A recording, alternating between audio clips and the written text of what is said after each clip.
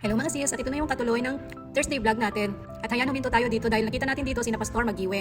At hayon nga si Pastora Sheila, binibidyohan yung church. Yan pala yung church ng Bible Methodist dito sa Luna Isabela. Ang church kung saan naka-assign ang kasamahan naming pastor na namatayan.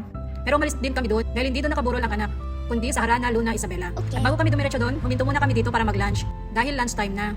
At sinabihan na rin namin sina Pastor Jonathan at dito na lang kami lahat kakain dito sa Biryani House.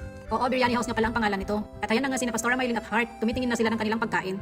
At si Pastora Christina, si Pastora Sheila at lahat ng nakasakay sa kanilang sasakyan. Ang kapatid ni Pastora Sheila ni si Pamela at ang kanilang mga pamangkin. At ayan, tumitingin na sila ng kanilang uulamin. Ano kaya ang kanilang uulamin? Grabe, hindi sila makapili kasi ang daming pagpipilian. Pero sa amin ni Pastor Rolly ay hito at saka gulay, syempre, hindi may iwasan maggulay. Gulay kasi ang paborito naming mag-asawa, o diba, healthy. At ayan, dumating na rin pala sina Pastor Johnny at Pastora Blessy, kasama din namin silang pupunta doon. Dahil tapos na kaming kumain, sige na, larga na ulit. At diretso na tayo sa Harana, Luna Isabela kung saan nakaburol ang anak ng aming kapastoran. Let's go! Kaya tara na mga sis, punta na tayo sa Harana, Luna Isabela. At alam nyo ba, sinabi namin na mauna sina Pastor Johnny dahil nakamotor lang sila. At dahil mas alam nila yung pupuntahan namin, kami hindi namin alam ang Harana. At alam nyo ba, pinauna nga namin sila pero nilampasan pala namin sila. Kaya nalampasan namin ang Harana, Luna Isabela, lumampas kami. What? At ayan, bumalik na kami at pumasok kami dito sa kanto na to. Ito na pala yung Harana, Luna Isabela. Haha, pero mali pala yung pinasukan namin kanto, sa kabilang kanto pala dapat, kaya bumalik na naman kami ulit. Haha, nahihilo na yata si Kari sa amin. Kawawang Kari. Ayan, lumabas ulit tayo dito sa kanto na to dahil hindi nga dito. Grabe yung mangga nila, ang daming bunga, ang sarap, pero kasim. Pero sige na nga, alis na tayo dito. Labas na tayo. Balik tayo sa main road. At ayan, nandito na nga tayo sa main road. At dito sa kanto na to pala dapat. At ayan, malapit na nga tayo sa bahay ng ating kapastoran kung saan nakaburol ang ating inaanak. Malapit na tayo dito. At ayan, ito na nga. Huminto na tayo dito at dito na magpapark si Kari. Ayun na yung bahay nila, oh. Iwan na natin dito si Kari at tayo na lang ang pupunta doon dahil hindi pwedeng pumasok ang sasakyan doon. Tara na, baba na tayo. Let's go go. na. Maglakad na tayo dahil malapit lang naman na. Tara, samahan niyo kami sa pagpunta namin dito sa bahay nila kung saan nakaratay ang aming inaanak. Medyo mabagal ako maglakad dito dahil hinihintay ko yung mga kasama ko.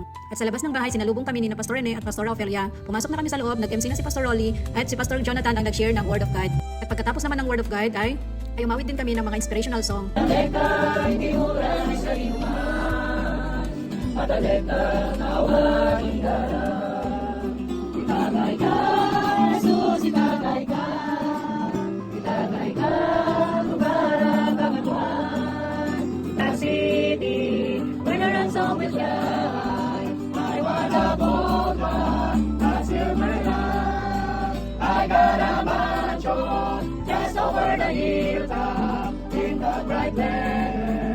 At nung medyo matagal-tagal na rin kami, mga ilang oras na din, nagpaalam na rin kami.